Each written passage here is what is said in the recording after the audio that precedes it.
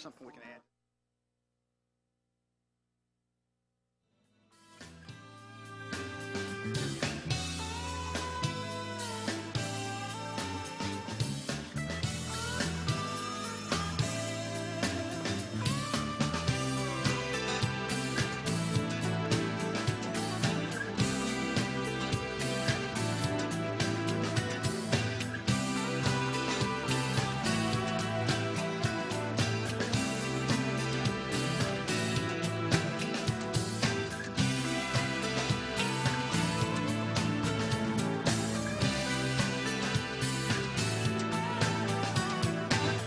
To order. We have the presence of a quorum, so we will get started, and we will begin with item number 1 on the agenda, the act of reverence and pledge allegiance to the flag, to be led by Commissioner Elliott. I pledge allegiance to the flag of the United States of America and to the republic for which it stands, one nation, under God, indivisible, with liberty and justice for all. Thank you. We will now move to item number 2 on the agenda, the acceptance of the minutes from we have a couple of minutes to accept, the January 9th, 2007 special meeting, the January 18th, 2007 special meeting, the January 18th, 2007 business meeting, the January 24th, 2007 special meeting, the February 2nd, 2007 special meeting, the February 2nd, 2007 special meeting. Board members received those minutes in their packet. Now entertain a motion to accept those minutes. So moved. It's been moved by Commissioner Brennan. Is there a second? Second. Seconded by Commissioner White. All those in favor, please indicate by saying aye. Aye. All those, any opposed? Any abstentions? The motion carries. Those minutes are accepted. We are now moved to item number 3, speakers addressing an agenda item. I would ask that each speaker approach the podium, and you will have 3 minutes to address the board.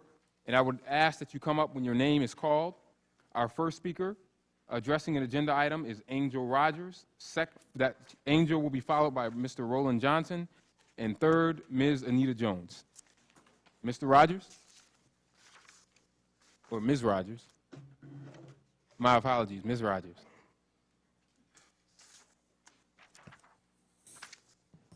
Hi, my name is Angel Rogers, and I go to Monroe High School. I really feel like that African American culture should be taught in not just the city school districts, but also the suburban schools, because I feel like as an African American, we're not we're not looked at right. We're looked at and viewed by a statistic and basically television, and whatever statistics are behind us and whatever we do on television is what everybody has to be doing. And I see it as we're not just crime and drugs and violence. We go through a lot of things, and I mean, yeah, a human race, we go through things, but I feel like we need this class to understand where we came from and who we came from, and to help us understand where we're going and possibly where we could be. I also feel that we need more positive role model. We have a lot of negative role models, and we're not seen for positive things that we can do or that we are doing. That's pretty much it. Thank you, Ms. Rogers. Thank you. Roland Johnson, followed by Anita Jones.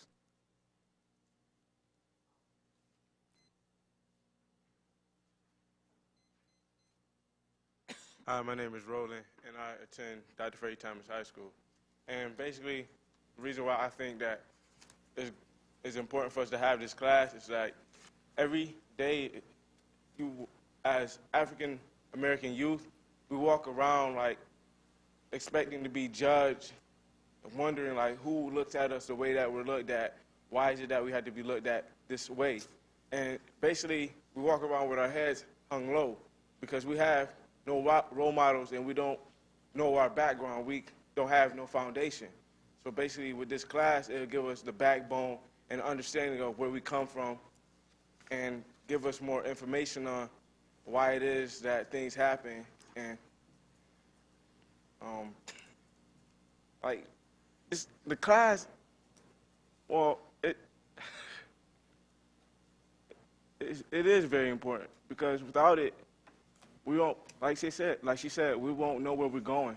We won't have no clue of what we want to do next and things like that. So that's where I feel as if this class is really important, though. Thank you, Mr. Johnson. Thank you. Anita Jones, followed by Wallace Smith. Is Ms. Jones here? I don't see her. Wallace Smith. And Wallace Smith will be followed by Ms. Diane Jackson.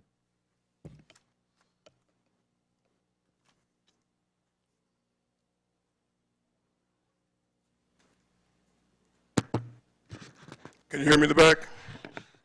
Can you hear me in the back? I'm having a little trouble with my voice tonight. Parents, students, Commissioner, Superintendent, my name is Wallace Smith.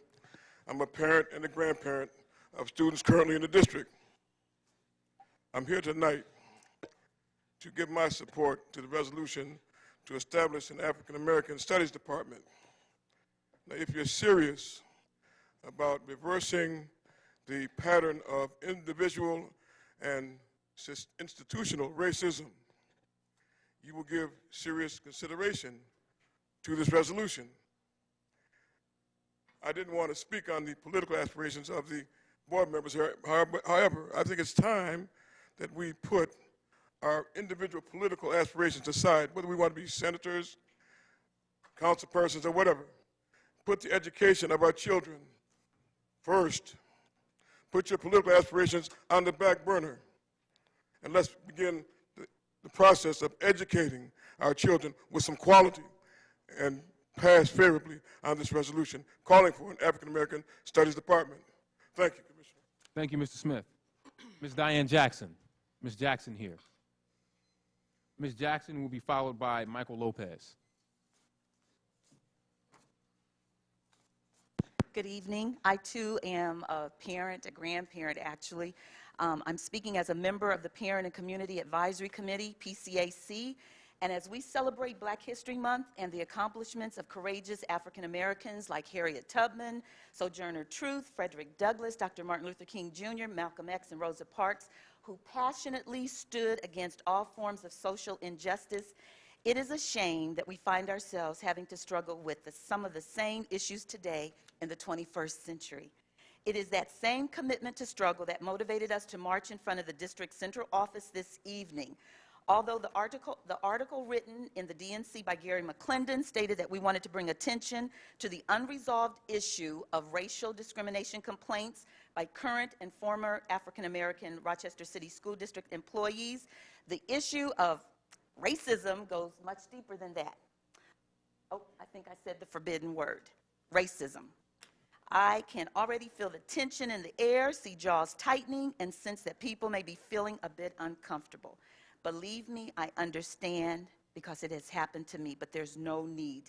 If you are here because you care about the future of our children, the Rochester City School District, and this great city of ours, I urge you not to shut down on me at the mere use of that word. Some of my colleagues have been saying for years that individual and institutionalized racism is a systemic issue within the Rochester City School District. But due to the frequency of their message, and sometimes, unfortunately, even the delivery of their message, many have rejected the message as well as the messengers. But guess what? It still does not negate the fact that the message was and is still true. If it walks like a duck, quacks like a duck, it's a duck. Racism does exist within the Rochester City School District. The superintendent said it best when he was quoted in the City News article dated December the 20th. Allow me to paraphrase it. You can find racism in any institution if you look hard enough. Thank you, Mr. Rivera, for those words of wisdom. But I would like to suggest that we do not have to look hard to find racism in the Rochester City School District, and it manifests itself in many ways, and I would like to name a few. Only 50% of our children are graduating from high school, and if they do manage to graduate, they are unable to read and write to compete in the real world. 85% of the city school district students are children of color. 85% of the school district teachers are white. The Rochester City School District still has curricula that is thoroughly Eurocentric in nature. A couple of years ago, standing in the auditorium of the former James Madison High School, City Councilman Adam McFadden stated that if the overall condition that exists among our students existed among white students, the government would have declared a state of emergency by now. We believe that this is a true statement and that it speaks to the depth of racism that we are talking about. It also speaks to the need to engage in open and ongoing dialogue to break down the deep-seated denial of racism. Let's not deny it, let's just deal with it. We believe that no fundamental changes will be made until we examine racism in its structural form within the school system. We need transparency from the Rochester City School District about how decisions are made and about who's making the decisions that are affecting our children, their families, and the Rochester City School District employees. We hope that you are open to discussions of this nature because we plan to be in touch to help facilitate some solutions. If as much time and effort were spent dealing with the issue of racism instead of trying to ignore and or cover it up, this would be a non-issue. We would be able to make some progress and bring about a much-needed change in the Rochester City School District. Thank you Ms. very Jackson. much. Michael Lopez, followed by James Muhammad.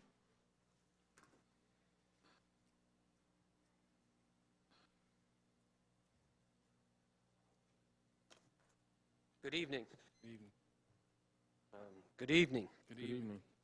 I'm here to speak in favor of the resolution, especially that aspect of it which calls for more of an Afrocentric educational aspect to the city school district curriculum.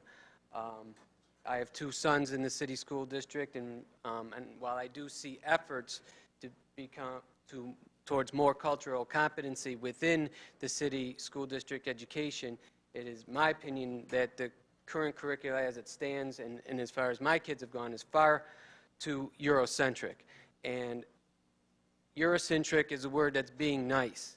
And I think using the word racism is a word that's still being nice. It's really about white supremacy, which lies at the base of what our Eurocentric education has been, not just in Rochester, but throughout the country. Now, some of the aspects of it are under our control in terms of who our administrators are and who our teachers are, but some of it is being wrestled from our control by blind obedience to the requirements of the No Child Left Behind Act, which requires us to get the school books, to follow certain mandates from the federal government so that we can get their peanuts that they give us in terms of money. So I fully support that, especially that part of the resolution that requires Afrocentric curriculum to be essential part of the whole curriculum. And this is not just for black students, this is not just for the benefit of Latino students, it is the benefit of all students, because an Afrocentric approach will empower it empowers black and Latino kids by showing that they have been an integral part in the making of the history of this country, and it empowers white kids to know that history is more than just them. It empowers white kids to also fight against racism and white supremacy, that although it doesn't have all the terms that it used to have and the overt nature that it used to have, it is still alive and well, and an Afrocentric approach will undermine that. Thank you. Thank you, Mr. Lopez. James Muhammad, followed by Hanif Abdul Wahid.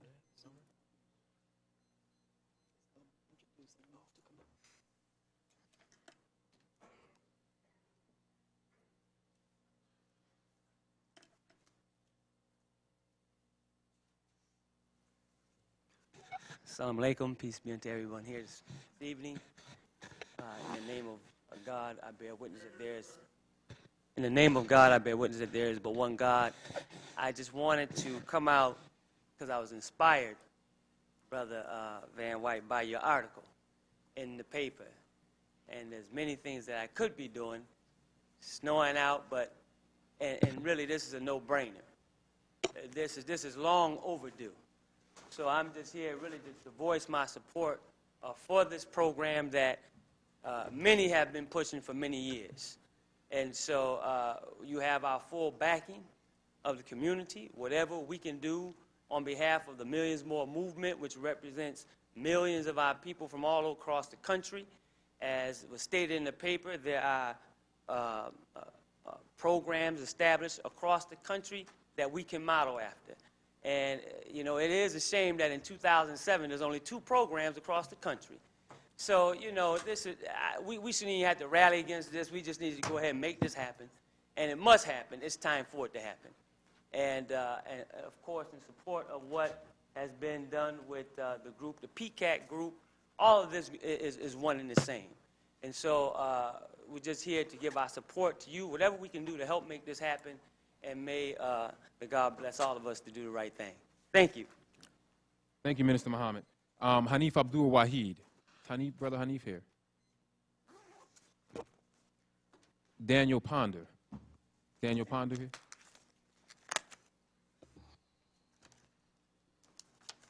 And Danielle will be followed by Nick Robertson.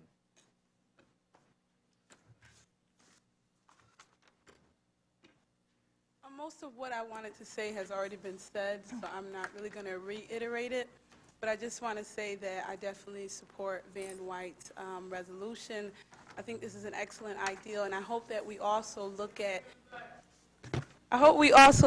not just giving our kids knowledge, not just giving them the ability to be able to name 100 African American inventors, but really looking deeper into the inferiority complex that exists within our kids. And let's really start talking to them about racism, what it means to be black. Let's talk about our hair. Let's talk about our skin color.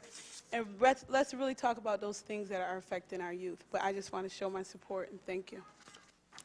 Thank you, Ms. Ponder. Nick Robertson. Mr. Robertson will be followed by Dr. David Anderson.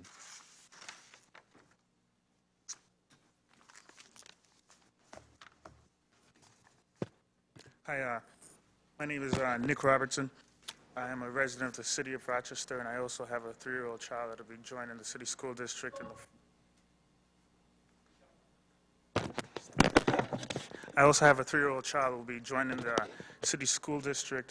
in the fall. Now, I generally support this resolution because I think it's necessary to teach African American history and culture, not just to black kids, but to everyone. And I myself, I actually teach African American history at the local community college here. But in terms of the specifics of this resolution, the first 1, 2, 3, 4, 5 or so, 6 things on this resolution, the first 5 or 6 things or so on this resolution, for example, where it talks about African American students scored 15 percentage points less than Caucasian students. African American students scored 28 percentage points less than Caucasian students. I think for the purposes of this resolution, it seems as if the implication here is that by having African American studies within the school curriculum, that this is going to close the achievement gap. I don't think there's necessarily any evidence for that, even though I think that instituting African American studies within the curriculum will be good for students because we need to learn this history and within the larger context of racism within the United States and the fact that many of us, black and white, have no idea about African American history. For the most part, it's Black History Month, and it's basically trivia. This black man did this black man did this, and it's Martin Luther King, and nothing else about African American history. In terms of practically how you would implement such a curriculum, most of the teachers within the school district are white. My wife's a teacher in the school districts also. I've subbed in the city school districts. Most of the teachers in the city school districts are white. They have gone to schools. You know, a lot of teachers go to Geneseo. I went to Geneseo, Brockport, these places. The educational curriculum in these schools, for the most part, do not focus on these issues, whether it be African American history, African American studies. They don't have to take classes on race and ethnicity, urban education, race, poverty, all this kind of stuff. That's at the root of many of these problems within the city school district. So you have a problem with teachers coming into the school district not knowing this history. How are you going to make them know it, or unless you're going to hire a whole set of staff specifically to teach African American studies? How are you going to have these teachers know it? You're going to either have to have people who do professional development, specifically targeted at this. Is the district going to pay for this? Or are you going to have to require teachers coming into school districts to already have this knowledge? So it becomes problematic in that sense. But overall, I support this curriculum. Thank you.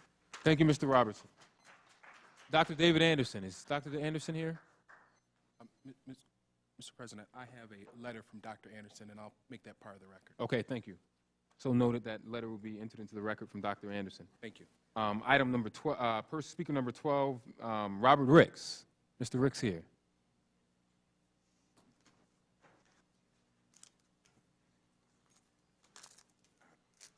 Hello, everybody. As you said, my name's Robert Ricks, and first of all, I really would like to commend you, Mr. White. I think that this idea, this concept, is just one that's way, way overdue, and I just don't understand it's not rocket science. I mean, I'm 44 years old, and even as a 44-year-old man, when I get into a room that's filled with European or white people, I get uncomfortable. That inferiority complex is in me. As a younger man, when I got on the elevator with two white men, if they had briefcases and suits on, I felt inferior. And I know that that is a result of I have no idea of the substance of the people that I come from. I have no idea in reference to the things that they accomplished, the things that they helped create, the fact that they worked diligently to build America. I was watching a TBS station the other day, and I can't think of the guy's name, but they was talking about a black scientist that worked with Gleason that assisted in all of these great inventions, scientific methods, and it was just amazing to me. And I didn't have any of that information. I didn't have that information. I mean, when you look at the United States and you look at the fact that the most important house or place in the United States is called the White House, I mean, that in and of itself says a lot. When you're talking about African American youth, and when you look at all the people that are in power, when you turn on your television, all the people that you see for the most part are European people. It's just when you look at the businesses in your community, the Walmarts, the Wegmans, the CVSs, you talk about all these things, and all of these people that own these things and run these things are European people. It has to do something to your psyche, especially if you have no foundation, nothing that you learned or nothing that has been taught to you that makes you think that you are somebody. It's like African Americans, it's as if we only reference what we learn in school, it's as if Africans didn't start until slavery started, as if there was no Africa. There was no African history. There was no African culture. There was no African values and morals and ethics and principles and none of that. And it's like when you strip that stuff away and you don't reinstill it, what do you have left? You have a person or a people that lack things. So I think that it's crucial. It's crucial that we implement something into the academia that helps our young people realize the greatness of the people that they come from. Thank you. Thank you. Howard Eagle, followed by Lori Thomas.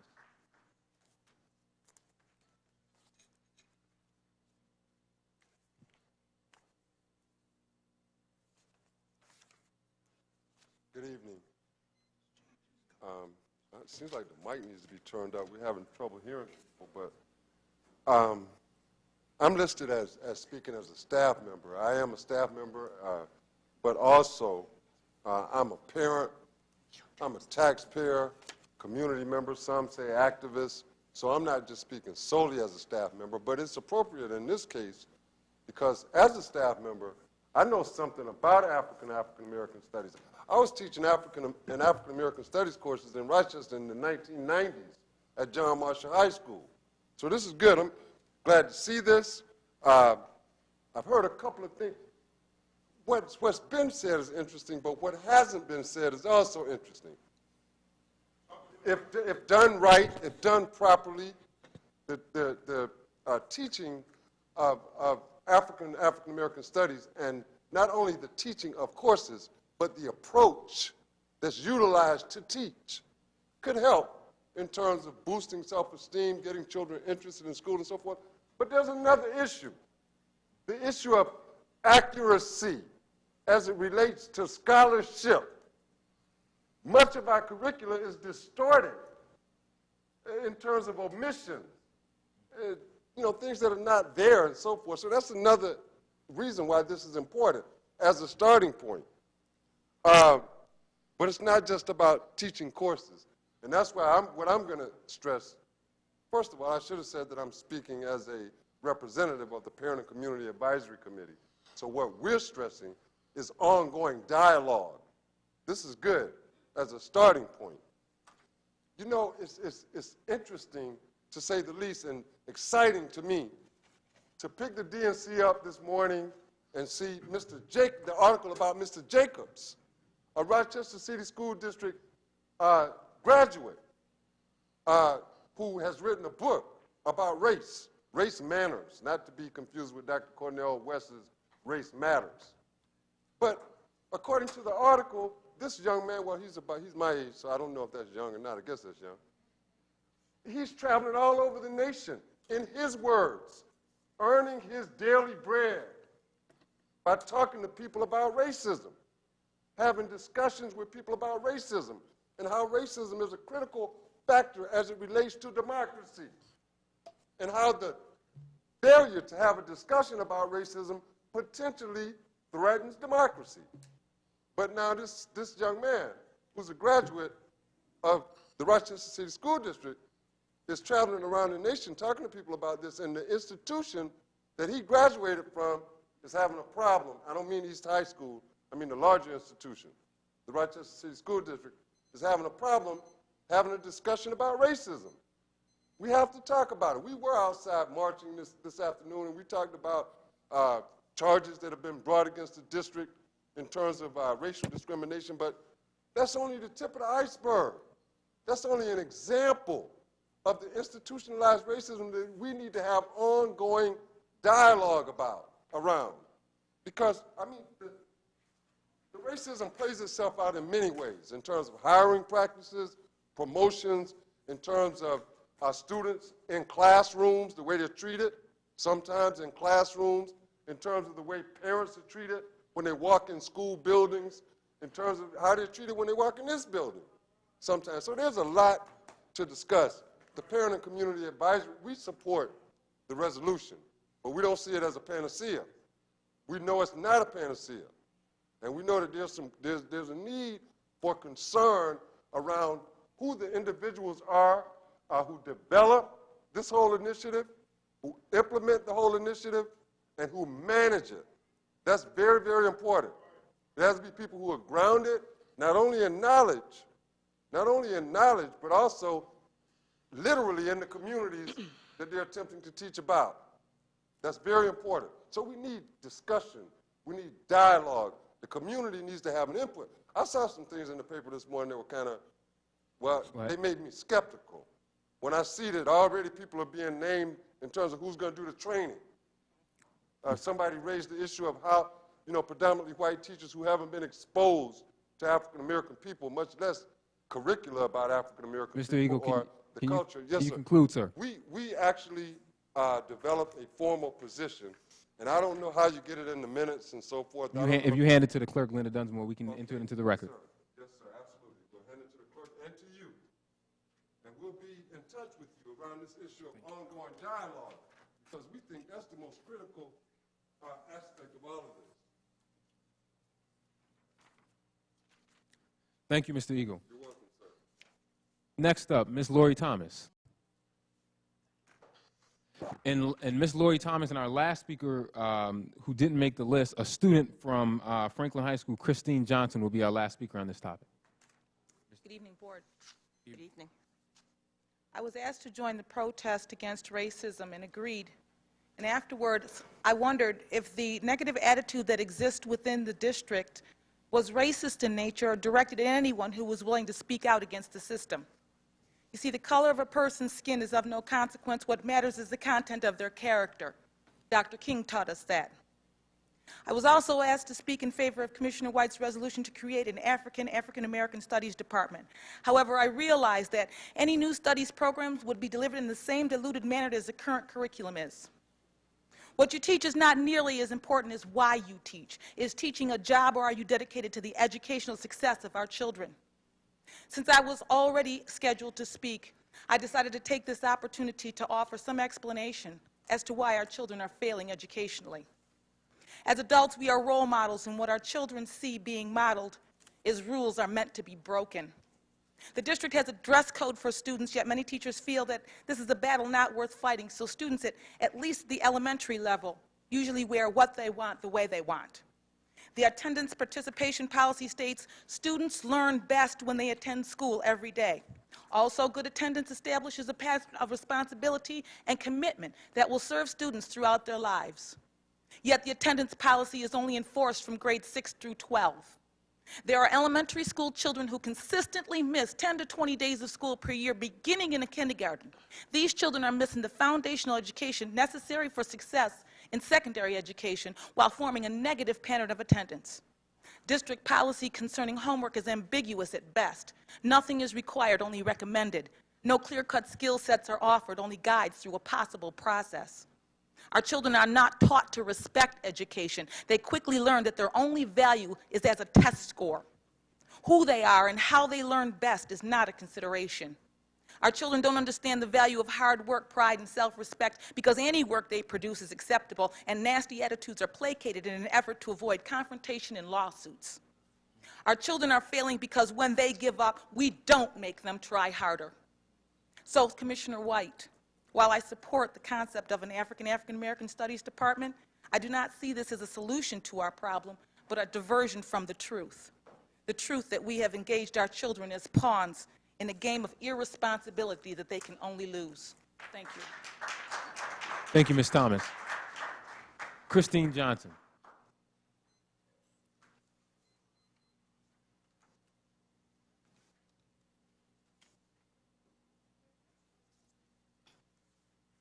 Stabbing and killing, shooting and stealing. What's the city coming to? Dropouts and teen pregnancy. What are we to do? We're being told to prepare for our future when we barely know our past. For us, especially being city school district students, to a lot of people, we are already marked, labeled ignorant and thuggish, damaged goods to some. But we can learn and do just as many things as kids from Western Rondequoit. But it looks even worse when we're asked simple questions like where did our ancestors come from, or who was the first African-American inventor, and we can't answer. Speaking for not only myself, but the whole city school district student body, Black history should be taught year-round, not just in February. It's important for us to know our past in order to prepare for the future. It would be encouraging for us to know that in 1983, North Carolina, Philadelphia, and Chicago elected their first Black mayors, or that African-American elected officials rose from 4,890 in 1980 to 7,335 by 1990, and the number is still rising today. Instead, we're being told how Christopher Columbus discovered new land and being left out about the part that the land was already discovered. And instead, we should have an American Indian holiday. I don't know if you realize it, but we as youth just want a purpose. We want to know that we belong. We want to know about our ancestors, the Civil Rights Movement, or the Underground Railroad. We want to know our roots. We just want to know our history. We try over and over again to make this thing happen, but this time, let's not talk about it. Let's make a difference. I say that to say this. My name is Christine Johnson. I'm a junior at Benjamin Franklin High School, and next year when I graduate, I don't want to just know about the Bush administration and how they're wasting billions of dollars in war, where our school systems are going for broke and millions of American children don't have health care. I want to know that there is a program out there that is really teaching our past. In this past year, I've found only just one. Freedom School is a literacy program, not just teaching our history, but actually acting it out. And like Freedom School, we should teach our past, our history, the things that have made us, and not just part of it. I feel any program that's going to expose the troubled youth of this tragic city to history is a great idea, so go for it. After all, we are the future, and to get there, we must first know our past. Thank you. That concludes the portion of the meeting of speakers addressing an agenda item. We will have more discussion on this under new business. We will now move on to item number 4 on the agenda, the superintendent's report. Dr. Rivera. Sure, thank you. I have a few items to report, but before I do, I want to thank the speakers, in particular the students who came out tonight, for voicing your concern and your recommendations. And I will say, in advance of this resolution being introduced, that I also fully support the resolution as it is being introduced. In fact, it was several months ago when one of the speakers here tonight actually came before us and made a recommendation that we as a district should have an African-American Studies department. And we took that very, very seriously. And in fact, in our own budget deliberations, as we've been working to put together the budget to bring to the board in March, I will be recommending the establishment of an Office of African and African-American Studies for our district. It is long overdue. In addition, Board, you will be asked to vote tonight to accept our strategic plan. And that strategic planning framework also acknowledges some of the major work that has to be done in revamping our curriculum, to make our curriculum more culturally responsive, to make it more engaging, more enriching for young people. And I think that's not only a local issue, that is a statewide issue, something that needs to be addressed at the state level as well. There's also a gentleman who spoke tonight, I believe Mr. Robertson, who talked about teacher preparation programs. That has to be addressed fundamentally. And I am looking forward, in my new role at the state level, to address this very issue as I work with the SUNY and the CUNY systems to address issues more effectively of teacher preparation. So we have teachers who are graduating from programs who are more prepared to work in our public school system, especially where there are high percentages of Latino and African American students. And so that's got to be a priority as well. So please note, Board, that tonight, both with this resolution that's being introduced, that in addition to that, your approval of our strategic plan sets the framework for going forward and introducing some real budget recommendations to start to move this. 2 or 3 quick items to report. The Gates visit. We had, as you know, a year and a half ago, 2 years ago, a $5 million planning grant to create a number of small schools for our students, early college, high school partnership schools, middle college partnership schools, and other opportunities. The Gates Foundation typically puts on hold any future funding when there's a change in leadership.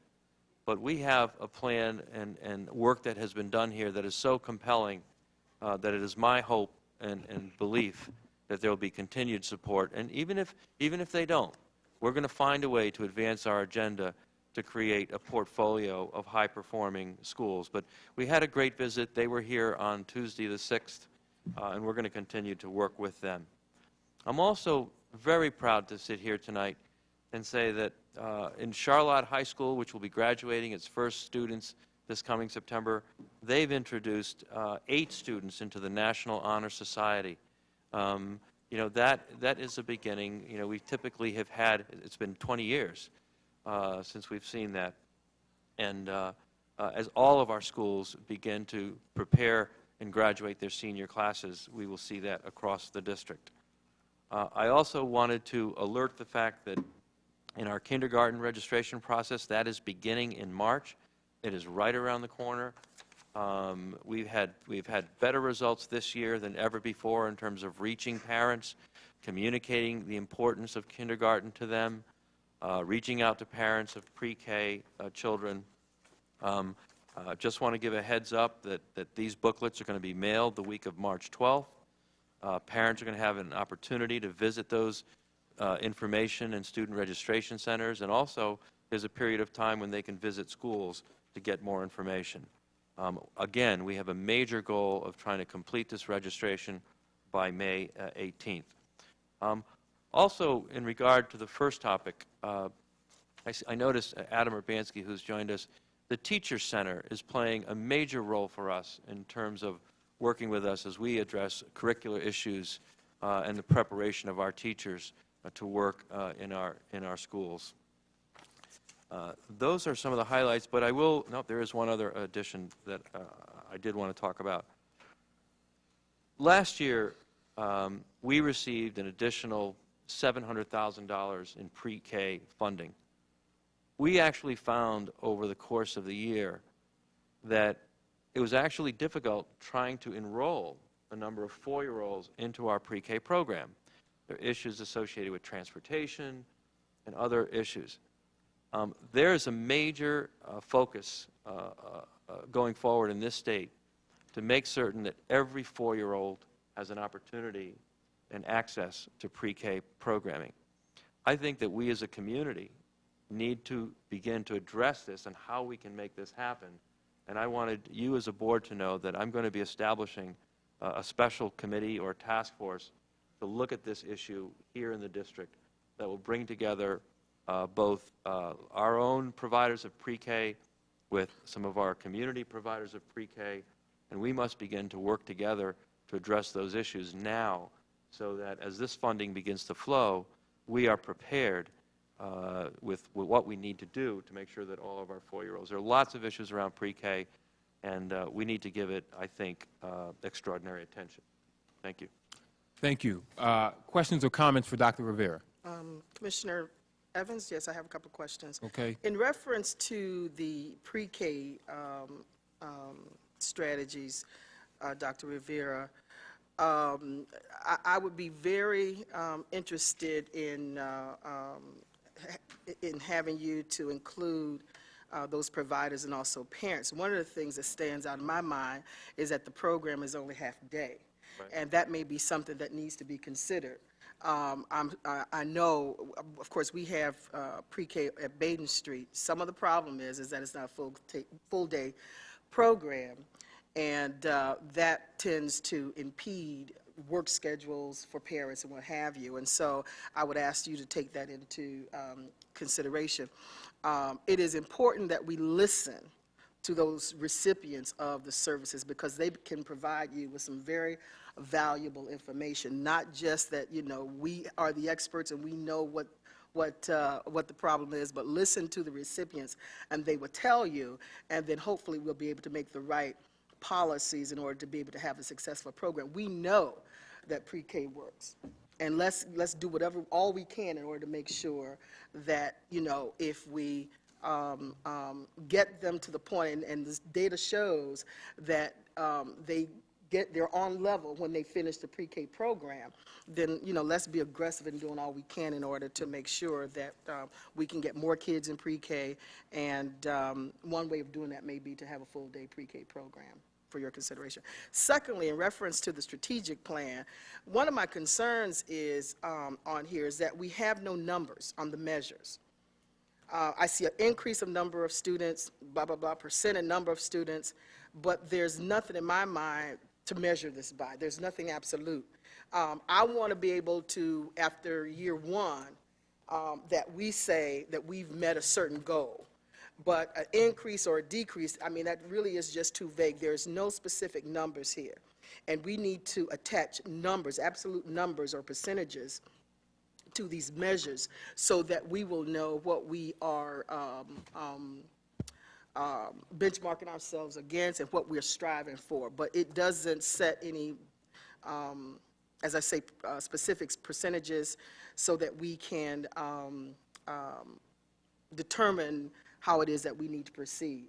That is actually the next step, both in terms of getting specifics around numbers as well as objectives to move what is in that framework. This is a framework for the strategic plan, so it basically is the umbrella. Now we go in and now we reach agreement around the meat of that, which is, okay, how are we going to deliver on some of these strategies? What are those measures? What are those targets? And so that is the next step as part of this process. Let me just ask this to Commissioner Vice President Evans. Is this, what I don't want to lose is, I don't want to have supported this right now and the district doesn't come back with us with specific, with specific measures. Well, so I don't want that to get lost. You took the words right out of my mouth. I was going to say that this is definitely something that your committee, the Board Governance Committee, should be, and I think along with QA, should be involved in monitoring and making sure that as we move forward with the strategic plan, that the items that we agreed to and talked about are implemented across the district. Okay. And lastly, in reference to the number of years for the strategic plan, I guess that I have a concern with the fact that we know that our current superintendent is leaving, and we are in the process of hiring another superintendent. I don't know if I would want this to be in stone, that this is the strategic direction for the next 3 or 4 years. Right. Can you comment on that? I'd be happy to. I would hope that the new superintendent coming in would look at this overall strategic plan, and that there would be annually some adjustments, some revisions, things that perhaps it doesn't address that he or she feels needs to be addressed. That's exactly what I did each year from when I came here in '02. There was a strategic plan that had been adopted by the board that October, and we made adjustments along the way, annual adjustments, and that's part of as the district grows and as needs evolve and issues need to get dealt with, they need to be identified. Thank you. Thank you. Anything else, Commissioner? That's it. Thank you. Commissioner Brennan, anything for the superintendent? Commissioner Powell. Yes, 2 questions regarding universal pre-K. First is, I wonder, with your connection with the governor's budget, whether UPK is going to be changed to fund all UPK versus its original language, which excluded pre-K, which had pre-existed the UPK initiative. Is my question clear? Actually, I have not yet gotten in that deep in terms of the language, but clearly what is being discussed is what are the policy changes and directions that need to be put forth. And I'll tell you quite frankly, the suggestion of supporting full-day pre-K is one that was endorsed by the Big Five superintendents who I met with on Tuesday. So there will likely be some changes, and that one in particular I'm not all that familiar with, but Right. would need to I had a be done. conference call with Big Five also on Tuesday, and the general read of the language was that UPK would begin to fund all UPK programs, or all pre-K programs, not just those taken up after UPK funding came around. I'm not sure how big the impact would be on our district, but we do have programs that in this district that have been around for 30 years. And we get no reimbursement, we get no help from outside for those under the current UPK grant. So if that's changing this year, that will be a very exciting thing for us to see. I look forward to talking with you on this one offline. Yeah, great. Yeah, good. My second question, in talking with Jackie Cady, was an advocate for pre-K, she indicated that one of the reasons our parents don't sign up for pre-K is because they have family member, they're, in some cases, and enough to warrant bringing this up, if they're on social services and they're receiving child care benefits from the county, parents are under the impression that they will lose their child care funding if they enroll their children in UPK. I don't think that the county is working very hard at dispelling that notion, so I wonder if we can increase the number of players at your table rather than just talking about our beyond bringing just Florence Brown UPK, pre-K and our outside agencies to the table. Perhaps we can talk to the county about bringing a representative to help us get the truth out there, and also perhaps our parent centers, so that to the extent that they interact with the parents, that they can help get the message out that that should not be the reason you don't enroll your child in pre-K. Good. Thank you. Yeah. Thank you. Commissioner Thompson. No questions. Commissioner White. Yes, Dr. Vera, I'm looking at page 17 of the handout that we got described as major strategies. It says, bullet number 2, establish the infrastructure and expectations to support and expand opportunities for parent engagement and partnerships in high schools. I'm new to all this, but my observation has been that there is some decentralization of your structure to elicit or to get parent involvement. I've had citizens come to me, parents come to me and say that there is a tendency for there's a concern that all of your parent and community engagement efforts are not under one roof, I guess is the best way to say it. And as I read this particular description, I'm wondering, do you agree with that assessment? And secondly, what do you have in plan or in place to perhaps change that? Well, let me speak specifically to this particular bullet. This particular bullet was targeted towards the secondary level. We have, over the years, actually pulled back and eliminated some positions that were project workers, people who were there to help support parents, help to build partnership relationships. And what we're saying is, as we get more Title I funding, we want to make it a priority to bring some of those resources back, because we think that that particular role at the high school level can play a key role not only in supporting parent engagement activities, but in building some of the necessary community partnerships that we need.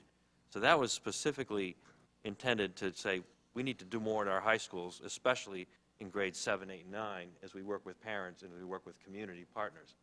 The other issue that you raise is one of, at a central level, you know, there's so many different functions. You got the Parent and Student Registration Center, you have the Parent University, you have the parent liaisons in the schools, you have Title I DACT. There's so many different elements. You have the Customer Service Center that we have actually have looked at some of those functions differently, and they did report into two different entities. And as I think as part of the, as we look at the organization, perhaps as a new superintendent looks at the organization, they may well want to consider consolidating some of those efforts under one roof.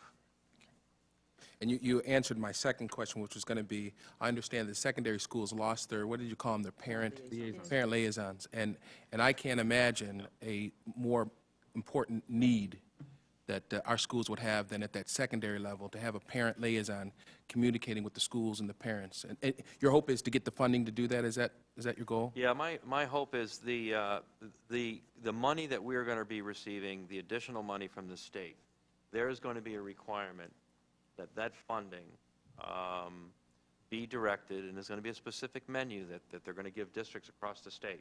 It's going to deal with class size, it's going to deal with extended learning opportunities, more opportunity for summer school. We're going to have to make sure we provide locally for that full-day kindergarten. Well, as I'm looking at the budget now, we are looking at shifting some of those services that we currently provide into the local budget, and using perhaps some additional Title I monies to help support this particular initiative. There's a lot on the plate. I don't want to get into the budget process, but I am concerned, and I do look forward to giving the Finance Committee an update on where we are. Thank you. Thank you. The only thing I'll echo is definitely, you know, I had the honor of being liaison to the pre-K program, so I wanted to echo Commissioner Elliott's point of full-day kindergarten. I had the opportunity to meet with parents of the pre-K program over at 42 School, and that's one of the things that they said they wish there was, a full-day kindergarten, pre-kindergarten, in the students at that age are just so hungry. And I think our challenge is how ensuring or figuring out how we keep that commitment of the students who love school so much at that age, and also the involvement of parents. Parents come out in large numbers to those meetings and are really, really involved in their child's education, which shows they have that commitment. And I think our challenge is keeping that fire in the belly and that commitment as we go forward. I also wanted to thank, echoing the strategic plan, thanking my board colleagues who had a major role in helping shape the strategic plan. As you guys remembered, we spent many hours, I believe 2 sessions, giving our input into the plan and making sure that it met our vision that we had. So I wanted to thank the board for that. We will now move on to board committee reports, standing committee reports, and we'll start at the end with Commissioner Brennan and Policy. Policy Committee will meet on the 27th of February. We will take up a possible change in which was proposed before in the business meeting, the date of the business meeting, which came through the policy committee before. I believe there's some interest in discussing the restoration of the, excuse me, the personnel committee. I'm sorry, Tom, can you speak directly into the mic? I'm sorry, could you hear me? And we will be addressing the wellness policy as well, which is something that dovetails with some concerns Commissioner White has raised, which we appreciate him doing. We will certainly do that and work with the other people you've been in touch with about that particular issue as it pertains to public safety in the buildings throughout the district. Thank you, Commissioner Brennan. Commissioner Elliott and Board Governance. Thank you, Commissioner Evans. We met, I think, on January 27th to discuss a number of items. One, as Commissioner Brennan mentioned, the Personnel Committee. As you may recall, some of you may recall that I wanted to research this in terms of why we don't have a Personnel Committee. The personnel is a major component of our budget.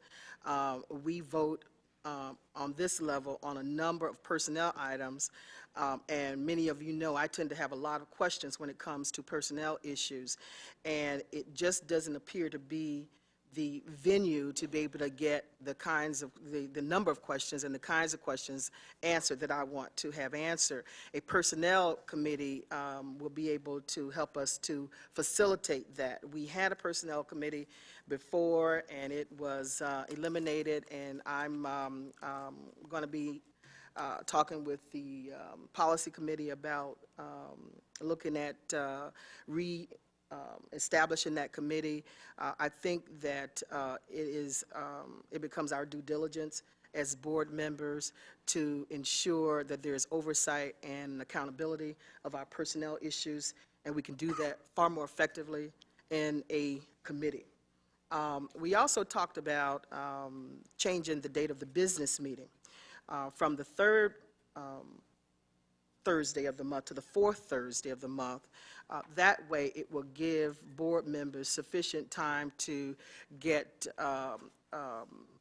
the kinds of questions answered that they want to have answered. We have sometimes 50, 60 pages of resolutions, and to get that on a Friday and expect that we're going to have all of those questions answered by the next board meeting is just that's just not going to happen overall, and to be able to get those questions answered intelligently. And so we're going to propose that as well, that we move that. We think that 2 weeks would be sufficient time for us to get a lot of those questions answered.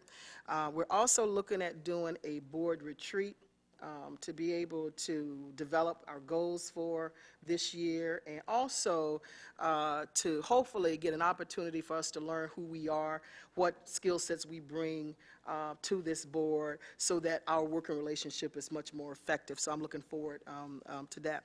We also talked about adding additional staff or being able to analyze our board staff. There is, at least for me, there are opportunities when I want to have some research done or have a summary of the information that we receive from the district. Many of us are working full-time, and we get a significant amount of paperwork from the district, and I think that in order to help us in our role to be more effective board members, that we need to consider additional staff with the board staff. We need to look at people to analyze the information and make some recommendations to us.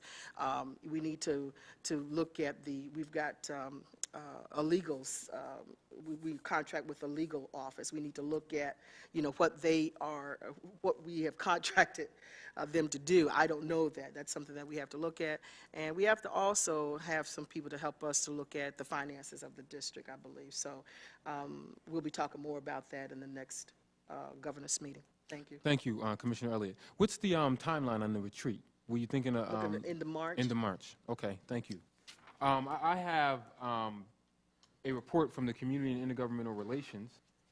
We met on Tuesday night, just before the snow started falling, to discuss, and we discussed the truancy/curfew resolution that Commissioner White submitted to the board in January following our lengthy discussion with district and city staff, we are seeking a motion to have the Rochester City School District enter into a memorandum of understanding with the City of Rochester in which district staff are deployed to a truancy/curfew center so that the district and city staff can work collectively and collaboratively on truancy and abatement.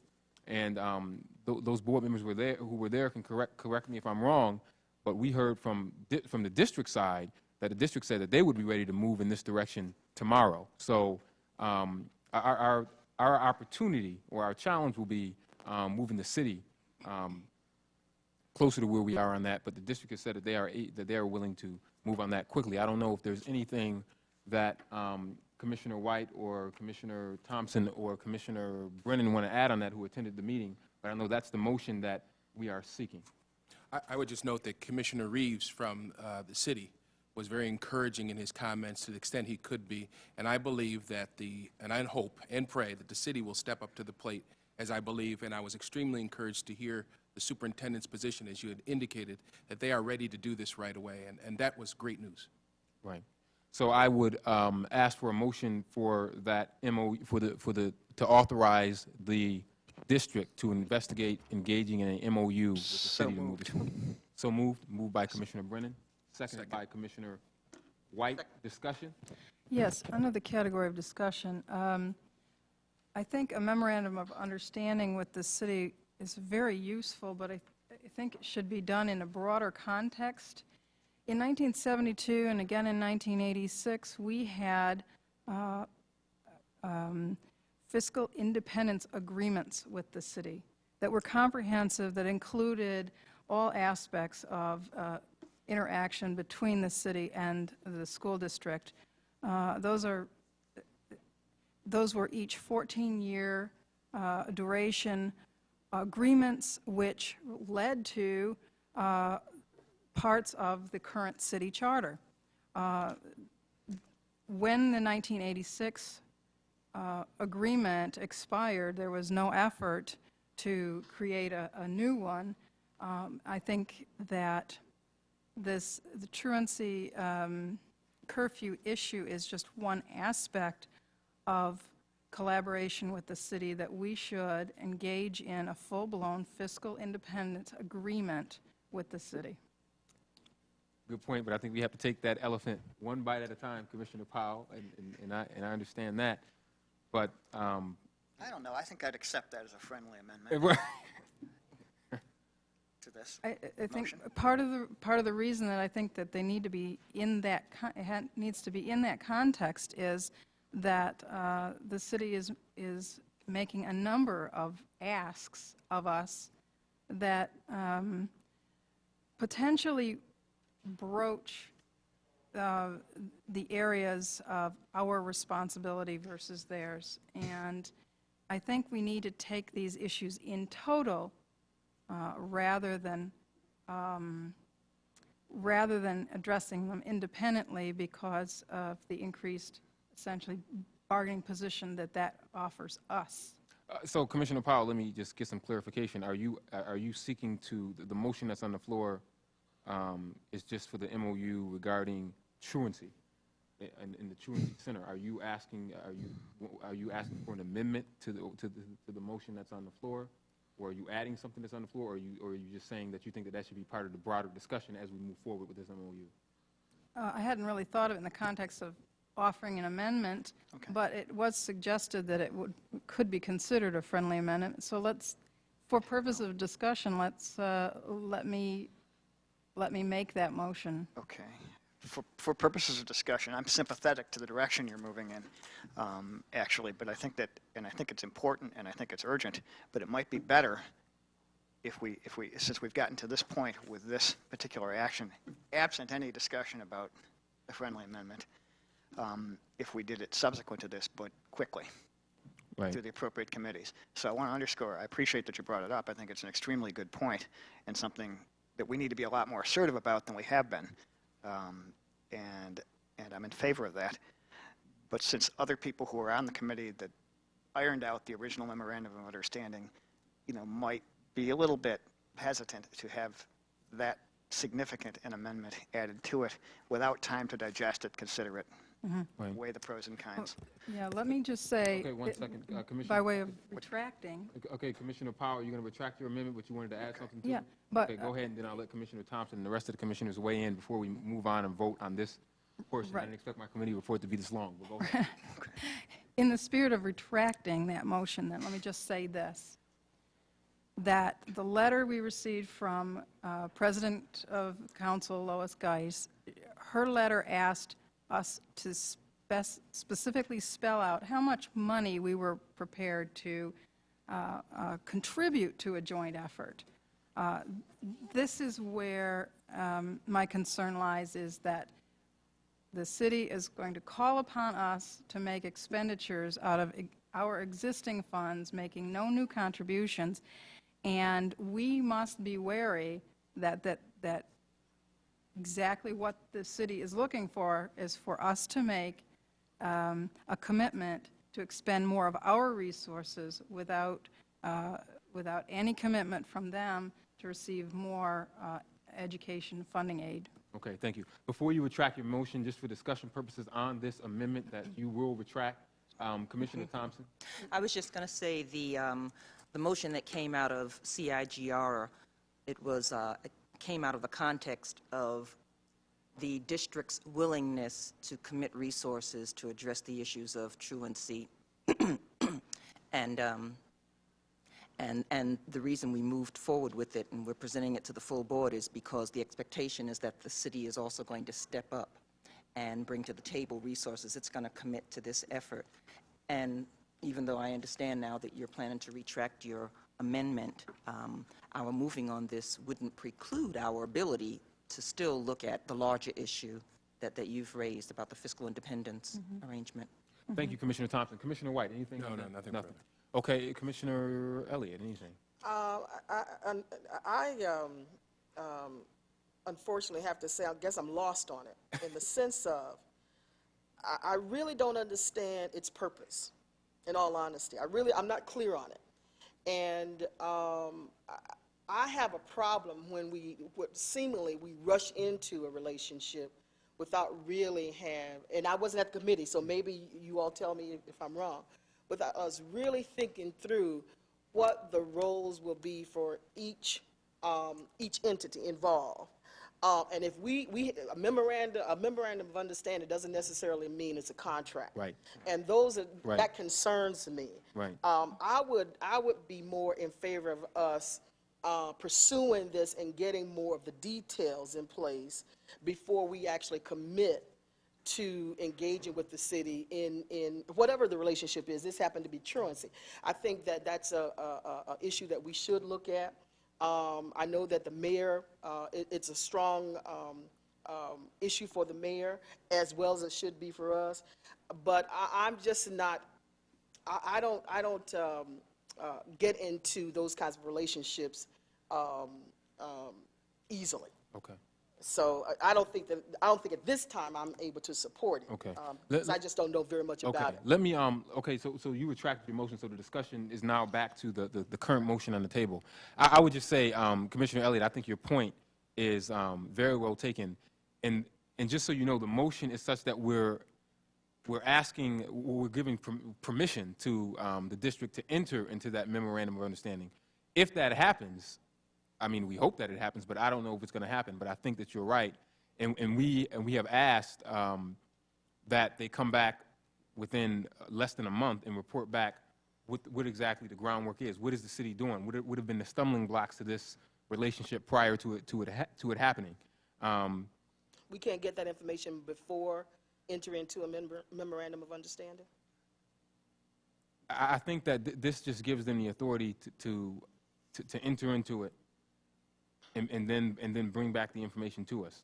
I think that we have to show from our effort that we're willing to do it, because I believe Commissioner White said that he believes that Commissioner Reeves would take back the information that was at the Community and Intergovernmental Relations Committee and and present back to the administration why this is a good idea. But I think it's important that we show that we are committed to this, because the district has committed $275,000 to the initiative. Whether or not the city does, I don't know, but I think that the memorandum of understanding is just saying that, hey, we've given the superintendent the authority to do it. Now, whether or not the city wants to do it is there, but we've done our part, I think, at least. Yeah. Well, politics as it, be as it is, that's always a concern for me. Right. Even though people say that they're going to do a certain thing. I tend to believe that, that we need to investigate or research this further. And if this is an initiative that we have to do on our own, then I'm more comfortable with us as the district, as the board, doing this on our own. I don't want to be tied to an entity where there are too many unknowns for me. Right. Mr. Vice President? Yes, discussion on the motion. Commissioner White. Thanks. This isn't, we didn't create a new wheel. This wheel already existed. Last year, the City of Rochester and the City School District agreed on a program called TRIP, and you correct me if I'm wrong, Superintendent, Truancy Reduction Initiative Program or something like that. Nice little acronym. But in concept, Commissioner Elliott, the idea was to put all those services under one roof. That was the idea. And everybody, bar none, thought that was a good idea then. And when we had our committee meeting the other day, everybody, and I'm referring to Commissioner Reeves from the city, and C. Michael Robertson, who was in attendance on behalf of the superintendent, still believes that is a good, sound idea. We are not creating or suggesting something that has not been done before and hasn't been thoughtfully considered. For some reason, and it's really not necessary to examine the history of it, that initiative fell apart. Not because anybody changed their mind that it was a bad idea, but if you really look between the pages of the book, you might find some other explanation, which we don't need to get into here. The bottom line is, then and now, people believed that it was a good thing for the right hand to know what the left hand was doing. District staff has access to information that Pathways to Peace workers simply do not have because of legal restrictions. And I think Commissioner Powell pointed out some of those concerns earlier on. We have a chancery system, and legally, Pathways to Peace workers, RPD workers, cannot have access to that. I'm sure Mr. Luby will confirm that. When C. Michael Robinson came to the meeting the other day, he said, our idea is to put district workers in this central location, wherever it is, and they would be able to communicate with city personnel. And vice versa, by the way. We got law enforcement officers who fill out what are called FIS, field investigation forms, that aren't accessible to the public. But if you had a truant student and the district knew that the student was having trouble, the left hand would be informed of that. So this is nothing new that I or the committee, Malik's committee created. This is something that I think the district wisely put in place last year, the City Hall put in place last year, and for reasons that we don't need to go into, it fell apart. This committee is only asking that, or instructing rather, that the district do what it already was willing to do a year ago, and still maintains is a good idea today. Thank you, Commissioner White. Discussion on the motion. Any further discussion on the motion on the table? Commissioner Powell. I think it is necessary to go into why that TRIP program doesn't exist now. It doesn't exist because the city pulled out its truant officers. The city has shown bad faith. I am reluctant to sign on to an as-yet unwritten memorandum of understanding with the city where they may very well lure us into spending our resources in a fashion that they would like to dictate rather than the way that we would like to deploy them until we know better what their position is. We don't really know what the city's position is. And I think it's essential that we be honest about how we got to where we are. And so I put that on the table for the audience to hear. Any more discussion on the motion? Commissioners, any more discussion on the motion? Commissioner Brennan. Very quick point of clarification, which I'll only need about 45 minutes to discuss. I'm sure you don't mind. No, seriously. You ever see Mr. Smith Goes to Washington? Go ahead. Right. At least he had a ride home, at least, at the end of the meeting, I'm sure. But, no, what I wanted to determine is exactly how binding is this memorandum of understanding. I think Commissioner Powell's point about bad faith, it's been said that truancy has been a big issue with the mayor and maybe not so big an issue with us, I would say that it's been quite the reverse. I think that, in fact, we've been quite committed in the right direction on this issue. Commissioner White, in particular, and others have shown an exemplary commitment to actually doing something substantive about this issue. And frankly, the logjam's been the city. And this is another example where we are, you know, our second-class citizens as elected officials in this city, and I think we've tolerated this quietly for too long. And so I think she raises a good point. But if the memorandum of understanding is not a contract and is not binding, in light of what's already been done and the progress that's been made up to this point, we could proceed with it. And if we encountered bad faith, we could revisit that, couldn't we? Right, exactly. All we're doing here with this is saying we're willing to do this.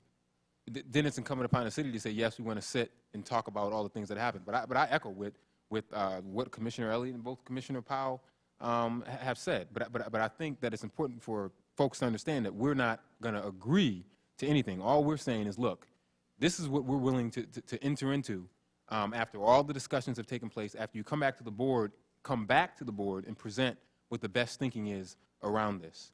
But it's nothing binding, and we're definitely not going to get into a relationship until we check each other out. So I think the memorandum of understanding allows us to check things out before we get into that relationship. Because, as Commissioner White did say, there was a truancy initiative that was happening and was pretty successful, and it just dissipated for some reason. There are all these squabbles over turf and who uses what building, and resources that supposedly are deployed but are actually resources taken away from the district, you know,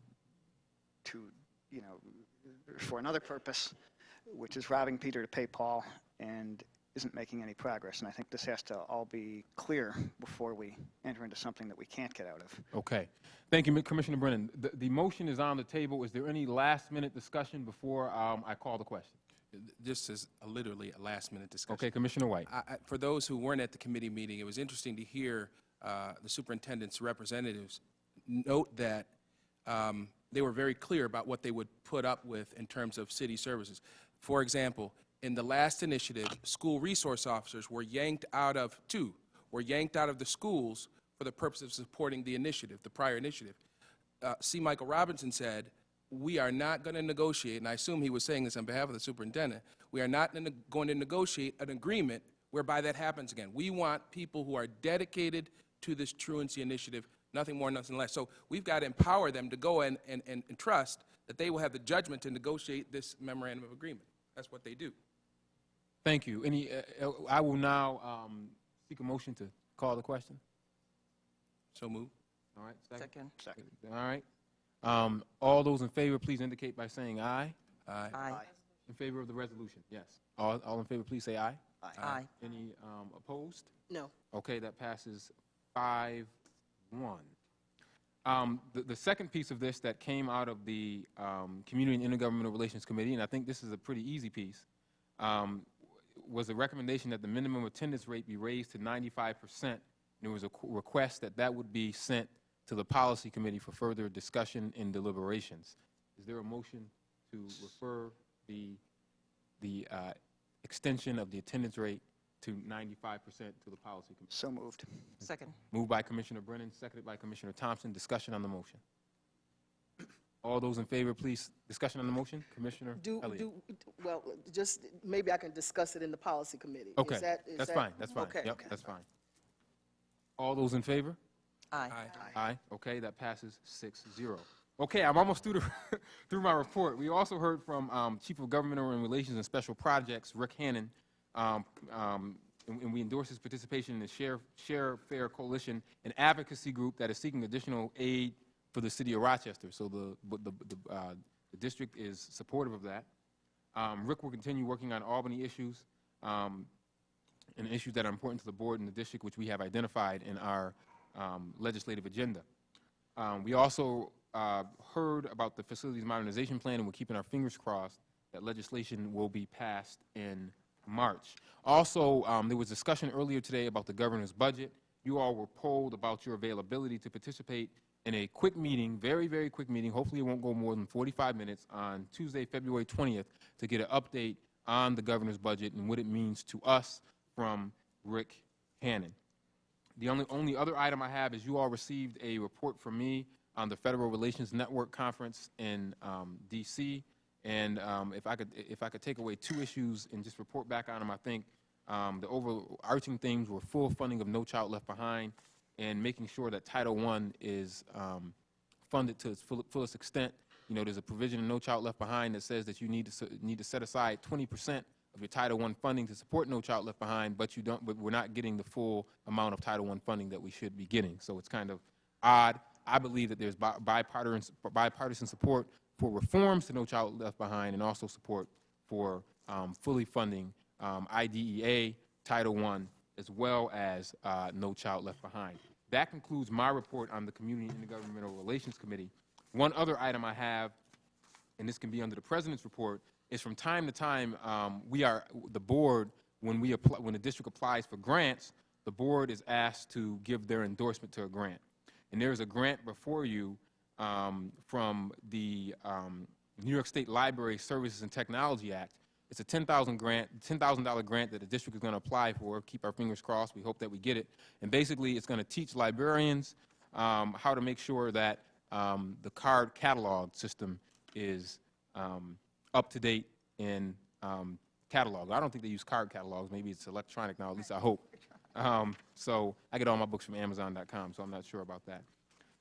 So I would ask for a motion to support this $10,000 grant that the district is attempting to get in order to help librarians. So moved. Is there a second?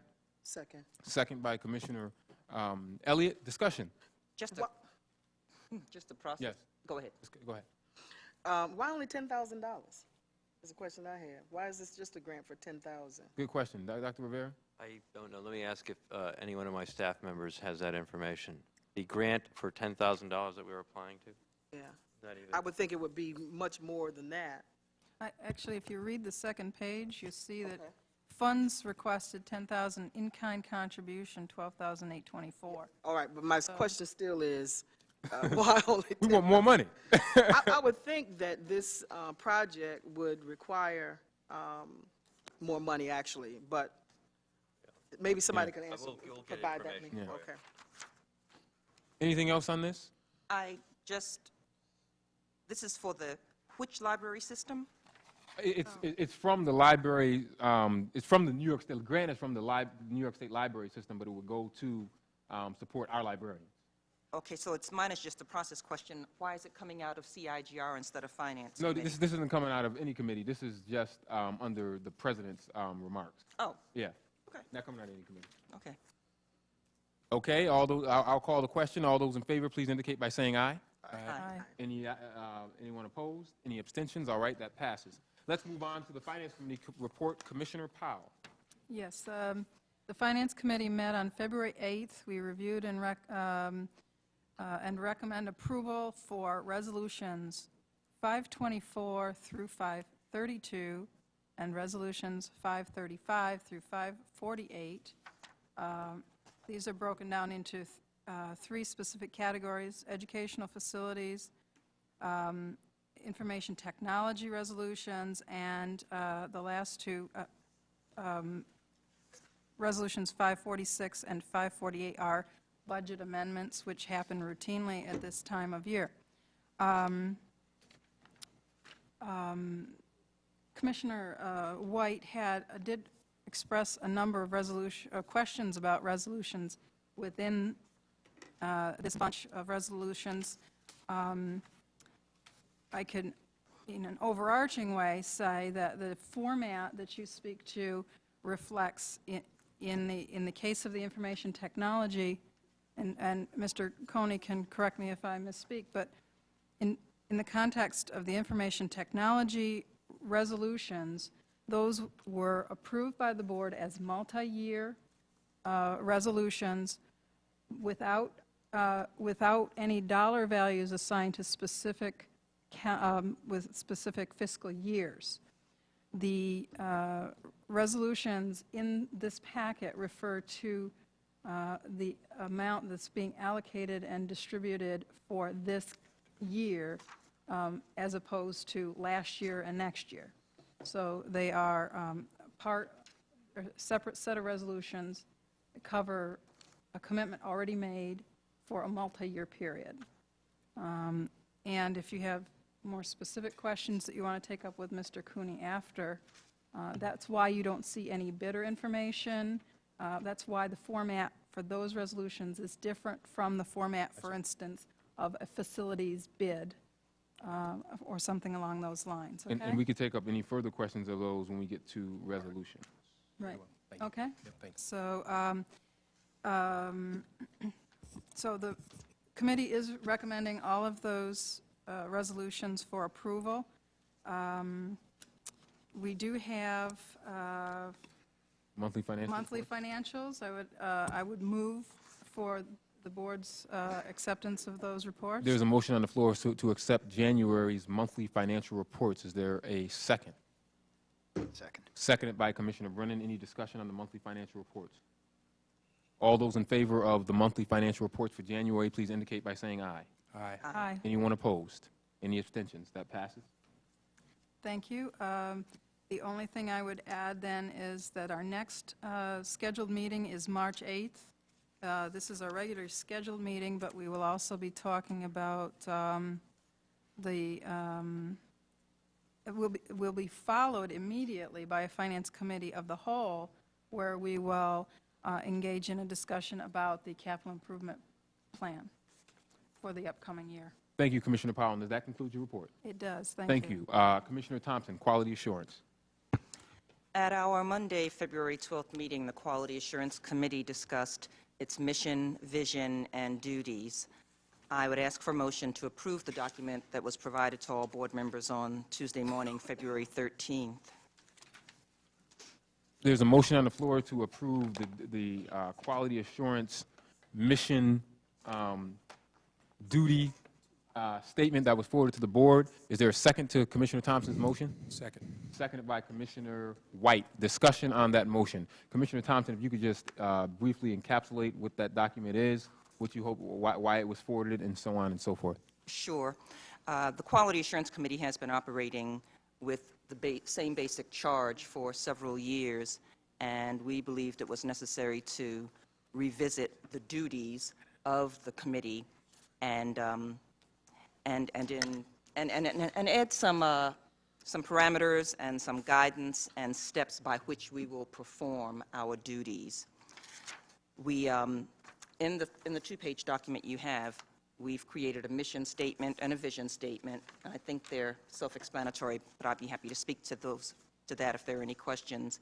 But if you look under the duties on page 2, we basically followed a lot of what we have been doing as a committee, and we've expanded our role a bit, mainly because we see quality assurance as something that should be interwoven in all that we do as a district.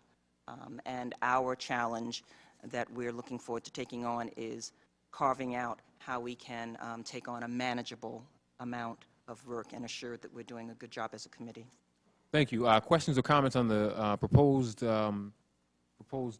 resolution? I note that on bullet 3, review resolutions, policies, and programs that pertain to student achievement and recommend positions to the board. The policy committee does review policy, and I'm concerned that the crafting of this bullet is essentially stepping on the toes of an existing committee. Can you speak to that? Certainly. One of the interests of the committee is to work more collaboratively with the other standing committees. It's certainly been a long interest of mine personally, and this gives us an opportunity to move forward on that interest that we share as a committee. We want to look at and develop the process by which we will operate when there is an overlap, because even though policy technically would belong to the policy committee, certainly there are issues of quality control, quality assurance in any policy. There are sometimes financial ramifications with policies. So we don't see that as a hindrance or an impediment, but we see it as an opportunity to work more collaboratively with the other standing committees, and we're looking forward to working out the details of how that will unfold. Any other questions, comments, or concerns on the motion on the floor? Commissioner Brennan. Yes, I would first ask Commissioner Thompson, what has been unsatisfactory about the existing scope of the Quality Assurance Committee to you? I guess it's been, our role has been more passive than proactive. For instance, a couple of items that we talked about tonight.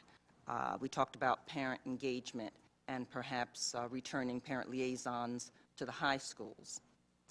We talked about possibly identifying funding to increase or expand our pre-K program. Well, in the past, Quality Assurance would have received information about liaisons and what have you, and we haven't always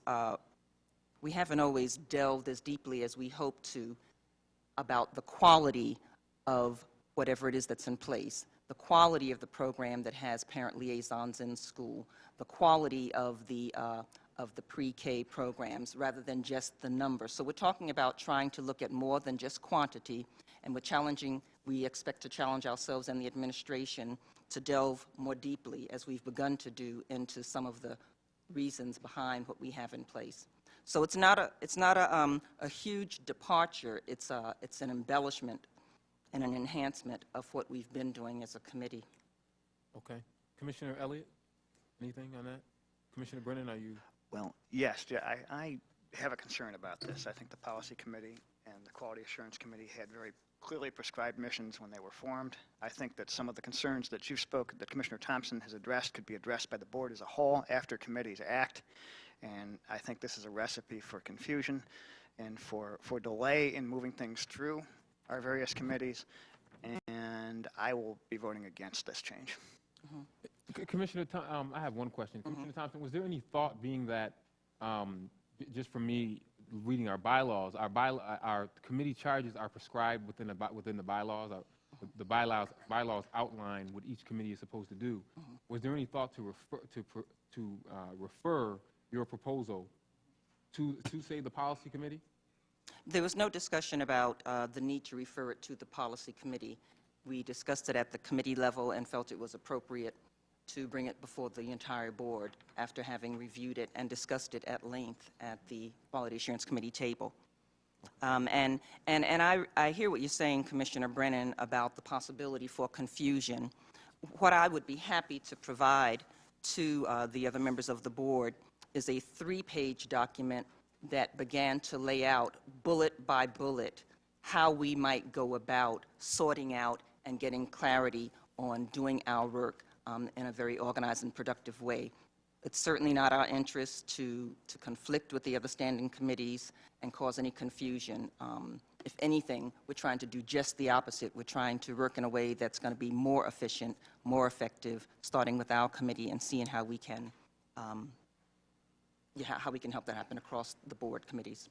I appreciate that. You might have misspoken when you said to the other board members. I'd certainly like to see that myself as well. Oh, to you and to the entire board. I mean, the other board members not on Quality Assurance. Before I vote to make this change. Certainly. And bargain away the purview of the Policy Committee that I think is a very specific thing. And what I see here, what worries me, is I see us bogging things down in committee endlessly with this kind of a process. I'm sorry, speak up and just repeat that, please. I see this as bogging things down in committee endlessly when they should have proceeded to the proper committees and gone to the full board. I think that's a better model. And, you know, I would warn against us doing this.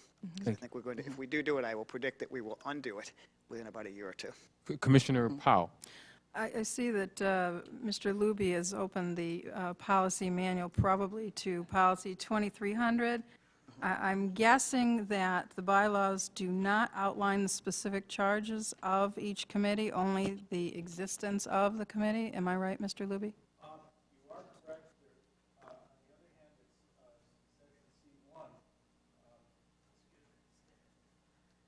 It does provide that the president shall meet on a regular basis at mutually convenient times with board committee chairs and in consultation with the superintendent to develop the work plan and to review progress of the work of each committee. I think that language is somewhat reflective of what Commissioner Brennan has been expressing his concern. And that being the case, that I would ask the chair to rule this recommendation out of order. On what grounds? I heard what Mr. Luby said, but I'm not clear on what grounds it would be ruled out of order. That the discussion of the work plan is something that is determined, if I can paraphrase Mr. Luby, between the chairs of the committees, the superintendent, and the president of the board. And what is being proposed here, in my opinion, does not preclude that. As a matter of fact, I believe this will help that process of working out work plans. I, as a QA committee, and I can't speak to anyone else, have not had a meeting to discuss the work of QA with anyone other than the QA members and whatever discussion we've had here at the dais. Right. What about the prospect of moving, of referring this item to the policy committee for further discussion? It sounds like, from what I'm hearing, the fervor of the discussion, that this is something that needs to be discussed further before we change the scope and purview of a committee. I don't want to rule it out of order, because I do think that Commissioner Thompson is asking for a change in mission. So I won't rule it out of order, but I would ask Commissioner Thompson her thoughts on referring that to the policy committee for further discussion, and so that the board can have ample time to discuss it further. I'm reluctant to refer it to another committee. Or board governance, or, I mean, I'm just wondering, being that we're dealing with changing the scope and direction of a committee, I think that for consistency's sake, that we may need more time where all the board members can have discussion around the issue. Well, I guess and satisfy your position as well as the other things that we heard. I'd be interested in hearing what And my obviously, I would colleagues like to hear on from what QA. Commissioner Elliott and Commissioner White would think about it, because I wasn't at the meeting. If I could just... Hold on one second, Commissioner. Okay, go ahead, Commissioner. At this particular point, I'd like to say to Commissioner Thompson, listen to what you just said. You would be reluctant to send this to another committee. Yet, the bullet that I point out, review resolutions, policies, and programs, and make recommend positions to the board. What this bullet says is QA takes up something, and then it gets referred to the policy committee, if it's in fact a policy. You're reluctant to send this to another committee. Because this is not a policy. But I think that precisely demonstrates how this bullet, particularly the word policies in this bullet, create a system where the process will be slowed down instead of potential amendments or new policies could be expeditiously moved forward through the board committees. Okay, Commissioner, let me give Commissioner Elliott an opportunity. Did you want to? May I respond first? Okay, yes, go ahead, and then I'll go back. I'm not sure I understood what you just said, Commissioner Powell, but what's being proposed here is not a policy. And in terms of the bullet you're referring to, this is actually the bullet that has been on the books, and perhaps Mr. Luby can correct me if I'm wrong. This is a bullet: review resolutions, policies, and programs that pertain to student achievement and recommend positions to the board. This is a bullet that's been on the board since 1999, on the books since 1999. And so it's interesting to hear individuals take issue with it tonight when it's been in the books for 8 or so years. Maybe it's necessary for you to outline for us exactly what's being changed then. Okay, I don't want to limit discussion and debate, but I can tell you from Commissioner Elliott or Brennan, anything else on that end before I go to Commissioner White? Well, I think that we were interested in moving this because we wanted to move on with our business, for the remainder of the year. We wanted to get it passed, and so, but if it requires that we need to go through other process, then I guess we have to go through the other processes. But we wanted to begin to take care of business, and we thought that this may, in my mind, the way that we can get this approved tonight, and we can just carry on the business of the committee for the year. But if people are interested in, postponing it, then maybe we need to call it to a vote to see, how it's going to play out with the votes, so. Thank you, Commissioner Elliott. Commissioner White. Well, no one comes with a prepared text, because I had no idea that Commissioner Brennan was going to make these comments, and that's why we have meetings that go beyond the committee meetings. I think it makes an interesting point. This bullet that I reviewed in the committee does say review resolutions, policies, and programs that pertain to student achievement and recommend positions to the board. I would like to see this this statement of mission and vision and duties go forward out of the full board today. I think there's a lot of work that needs to be done. There's been much debate about quality assurance and whether the board is actively involved in quality assurance. My suggestion would be, with the chairperson's approval, is that we simply, at this particular point, remove the word policies. So it would instead read review resolutions, programs, and programs that pertain to student achievement and recommend positions to the board. I want to say, though, I think the reason why we came to this is that we thought that there needed to be a connection between quality assurance and policy. I think that can happen when you refer resolutions or motions from one committee to the next. I also think the second line, Madam Chairperson, monitor implementation of board-approved policies, still keeps us in the loop on the whole policy issue. So that would be my proposed resolution for this impasse that we have. Just get rid of that phrase, that word policies, so we can get on to the business of doing what quality assurance should be doing, as Commissioner Elliott said. That would therefore be an amendment to the original motion that's on the floor. And Commissioner Thompson, would that amendment be friendly?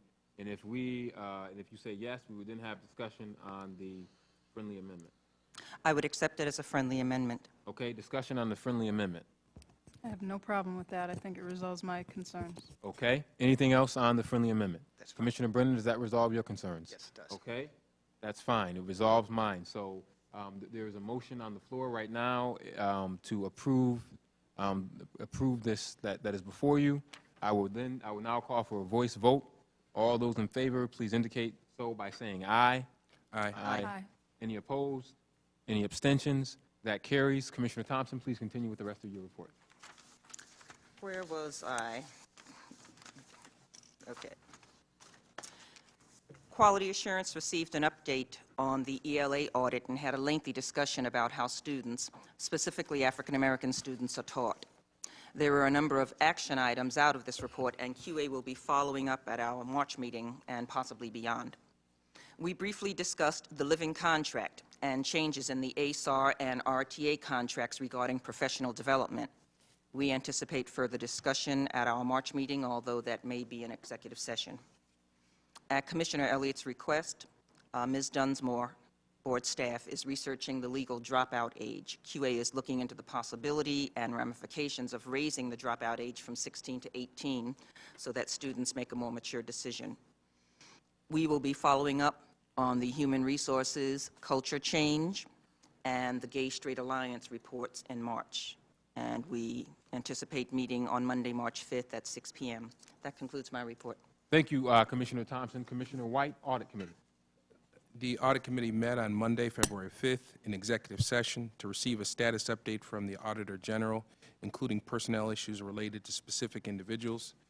The committee seeks a motion to amend Resolution 2006-07-450 to remove Shanae Lee as the claims auditor and appoint Ruth, I'm going to try my best at this, Sun Taralingham. That close?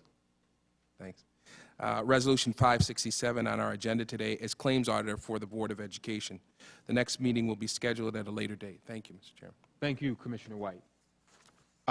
Lastly, I skipped over board governance. You had an announcement under the board governance banner, Commissioner Elliott. Yes, Commissioner Evans. I received an email from a teacher by the name of, well, I didn't receive it directly from him, but it's going out in the world, if you will.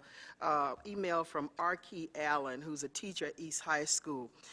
Arky, if I'm pronouncing that correctly, is asking for 250 tutors to tutor his students from February 26th through March 9th I say 250, 10 a day, to prepare for the state exam that's going to be held on March 12th and 13th. He is committed to this. He says when he was at Irondequoit, the state passing rate was 94%. At East High School, the state exam passing rate was 7.5%. His goal is to try to increase that to 50% this year. So I'm asking people to, and he's asking people to take off from work from 7:30 till about 12:30 on either day between February 26th and March 9th. Some of the areas are adding and subtracting polynomials, multiplying, dividing, two-step equations, word problems and patterns, inequalities, geometry, percents, measurement, and RT triangles. Is that right, triangles? Okay. Practice 8, review and ask questions. And so I'm sending this out to the world. I've asked the staff to make copies of this. And if you all can just take off for the day, this is something I think that the community can come together on. I'm going to do it on March 9th because I know nothing about math. I can review and ask questions. So, but if you know of anybody who may be interested in doing this from 7:30 to 12:30 between February 26th and March 9th, I'm sure that our key would be very, very pleased. I think it would be an opportunity for us to connect with our youth, and I think this can be quite exciting for our community. So I think I've sent it to a number of you, and so I would love for you all to join me and my colleagues, if they can, to either come with me on March 9th or one of the other days to participate in this, because we want to help our key to increase, to meet his goal. And secondly, I'm a graduate of East High School, so I'm really promoting this. So thank you, Commissioner. Great. So get out and volunteer. Please, please, please. Get out and volunteer. Thank you. Great cause. I will seek a motion to, I know my commissioners may not like this, but we need to go beyond 8:30, so I'll seek a motion to go beyond our prescribed bylaws. This is the first time, Commissioner Evans, that this has happened since I've been here. I move that we stay up past the bedtime Rob Brown imposed on us several years ago. Moved by Commissioner Brennan, seconded by Commissioner Elliott. Second, yes. All those in favor, aye? Aye. Aye, okay. Moving on, we will now move on to consideration of resolutions. We will begin with resolutions 500 through 523. Human resources resolutions, these are personnel resolutions. I'll entertain a motion to accept resolutions 500 through 523. Is there a motion? So moved. Moved by Commissioner Powell. Is there a second? Second. Seconded by Commissioner Elliott. Any discussion on these personnel resolutions, although they are personnel resolutions, so there cannot be much discussion unless we're in executive session? Well, there's could be some general conversation. General questions. Yeah, I don't have specific questions. One question I have, what's the difference between the parental leave of absence and the family medical leave? Mr. Freed, did you? Yes, please.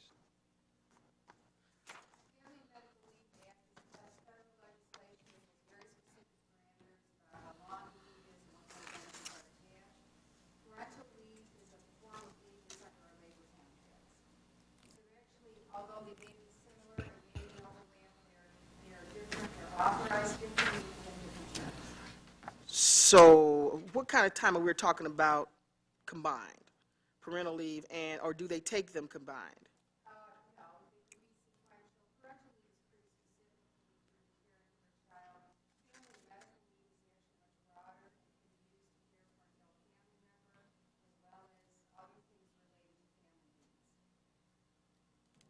Okay. I think that's something we need to discuss in the next contract going forward.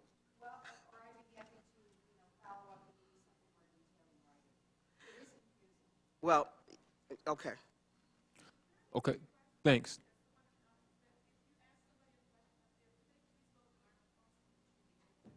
Okay, thank you.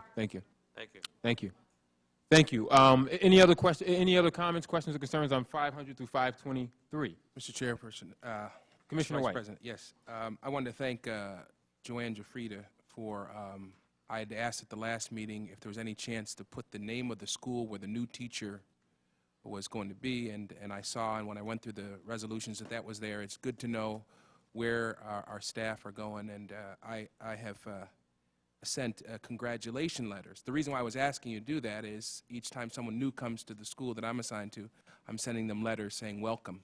So that's why I asked for it, and I appreciate you putting it in there. Thank you.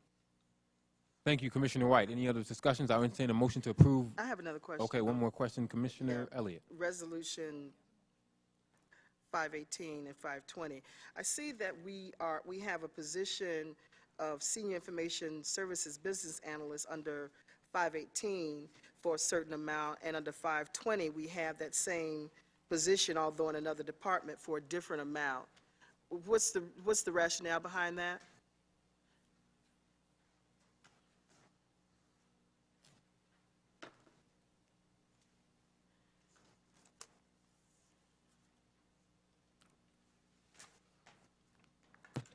First off, the reason that they are in different resolutions is that the first one in Resolution 518 is being appointed, the person's being appointed off a civil service list, meaning they've passed an examination. This person is, the other person too has. The second one is a temporary appointment. So the Resolution 520 is to name somebody to a position on a temporary basis. Are you asking about the difference in pay? Yes. Okay. The salaries are set individually. We have pay ranges, but then we negotiate individual salaries within those pay ranges. Offers are made based on educational background, years of relevant work experience. Perhaps if somebody's leaving employment to come to work for the district, we take into account what they're earning now, and those all go into the negotiations to set a salary. Okay. Thank you. You're welcome. I'd like to make a motion, I don't know how you do this. In reference to Resolution 518, there is one salary that that I'd like to vote no on. Can we make an adjustment to that? Make that another resolution?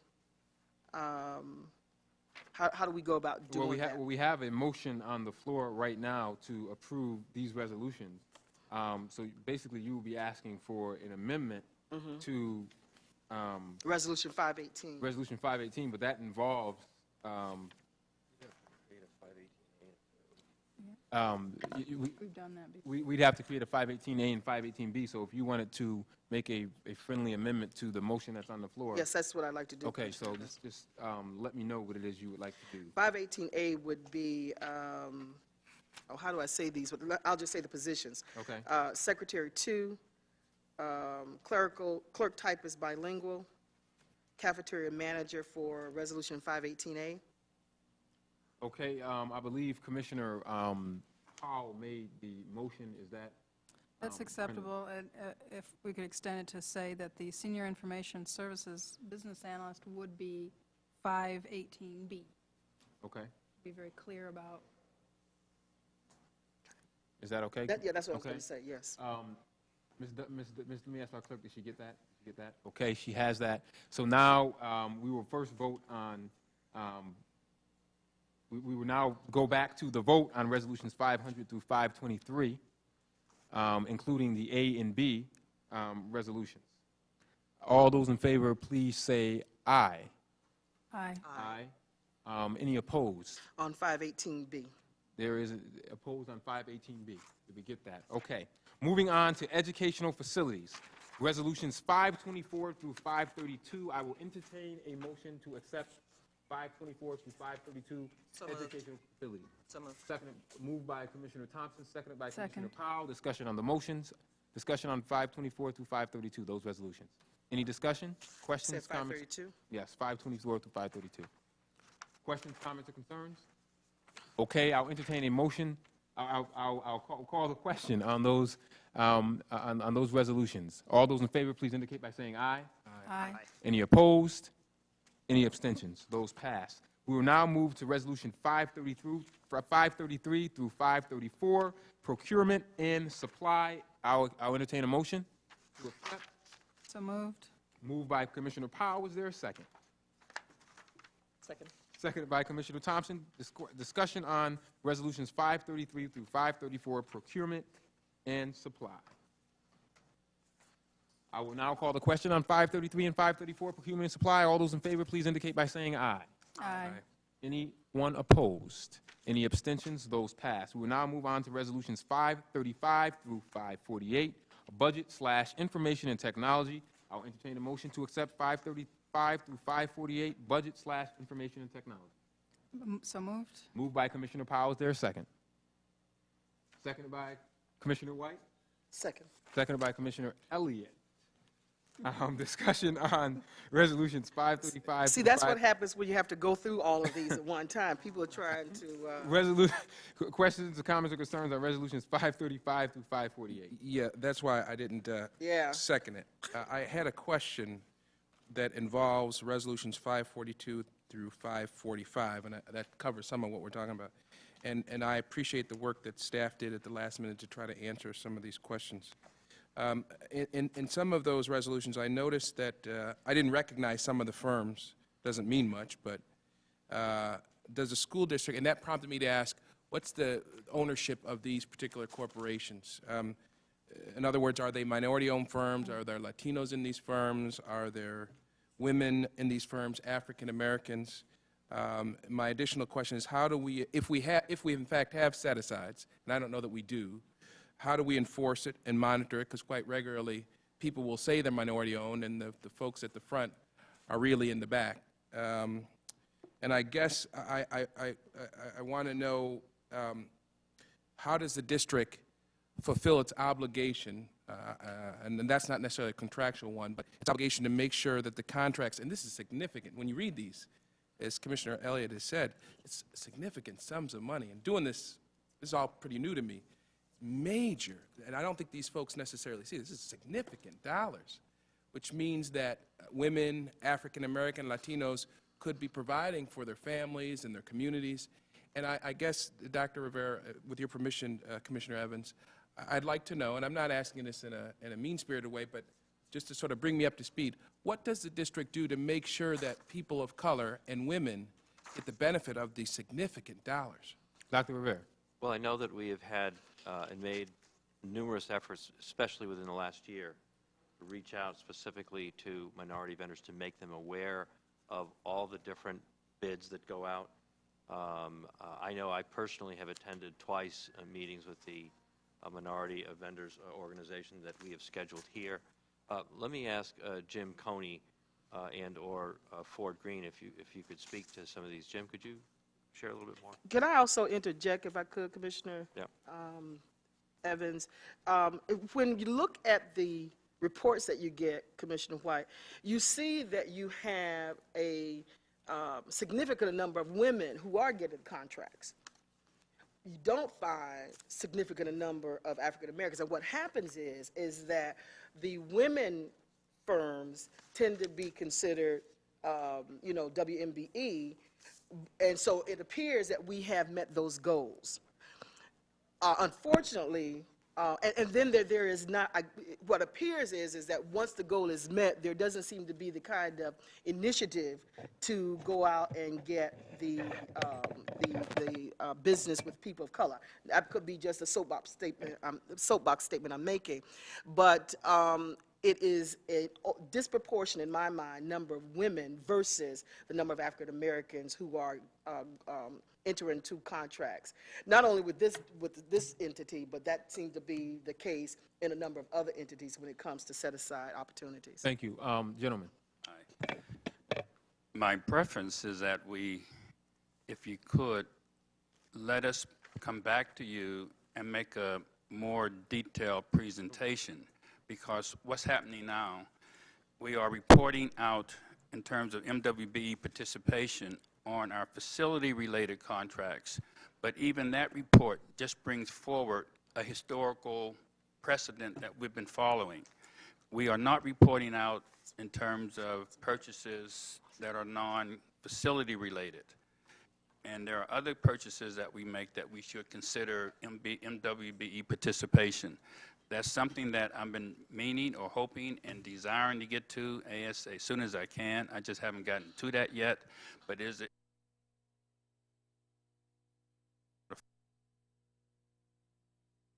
referred to is under the facility-related contracts and under an old program of MWBE set-asides.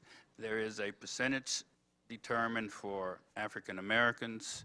There is a percentage determined for Hispanic, a percentage determined for women.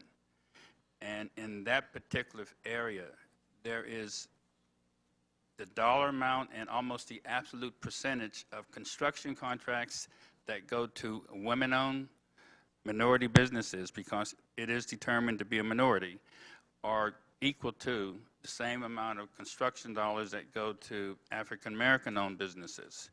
Now, these businesses were determined to be MWBE years ago. There is no consistent process to recertify these businesses, at least the ones that we have on record yet. That's one of the things that I am going to take a look at, and I'll be able to report back to you within the next month or two.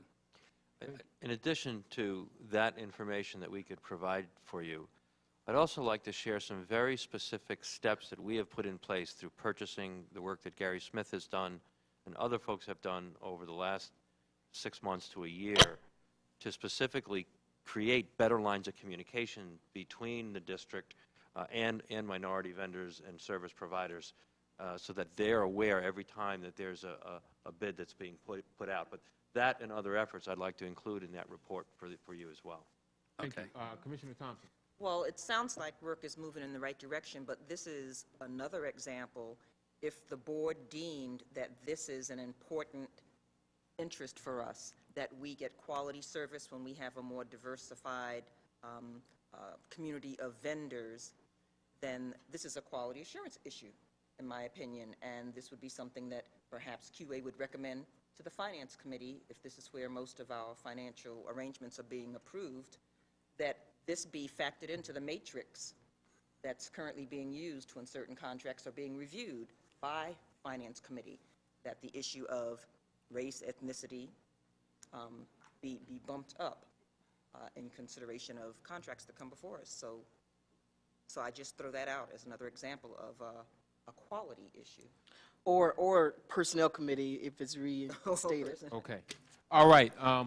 Any other discussion on the motion that's on the floor? Commissioner Evans, I just want to make sure that there's some follow-up.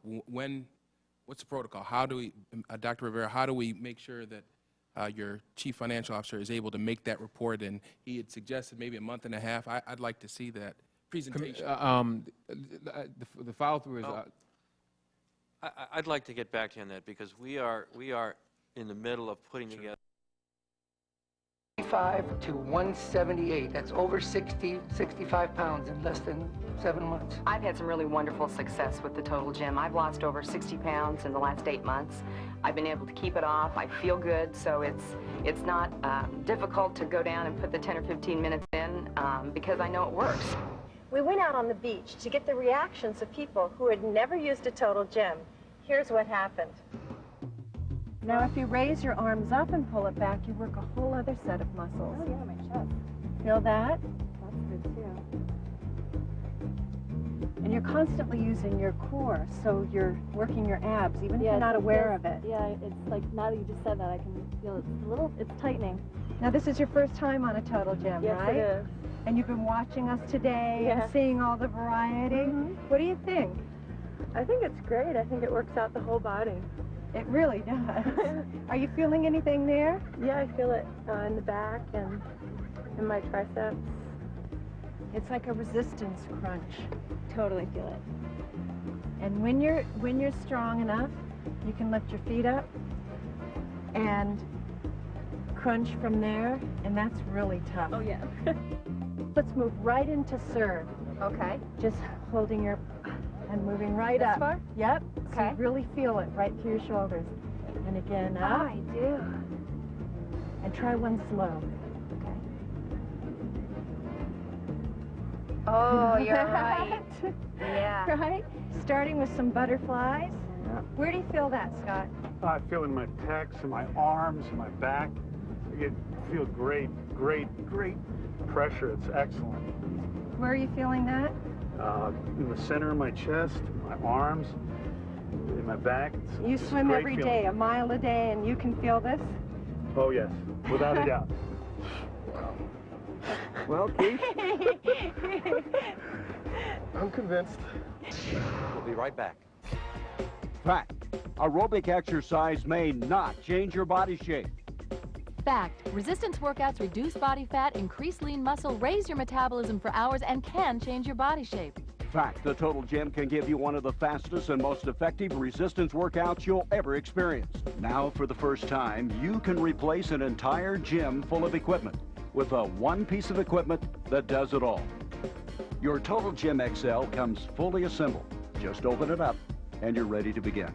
And this instructional video gives you complete programs for beginning, intermediate, and advanced workouts. And right now, you'll also receive John Carlio's video with his amazing 6 to 8 minute a day Total Gym workout. It will help you to get into the best shape of your life, faster and easier than you've ever imagined possible. With the Total Gym, you can work your major muscle groups simultaneously to get a total body workout in a fraction of the time you could with circuit training or free weights. Anyone can use the Total Gym, regardless of age or fitness level, because your own body weight provides the resistance.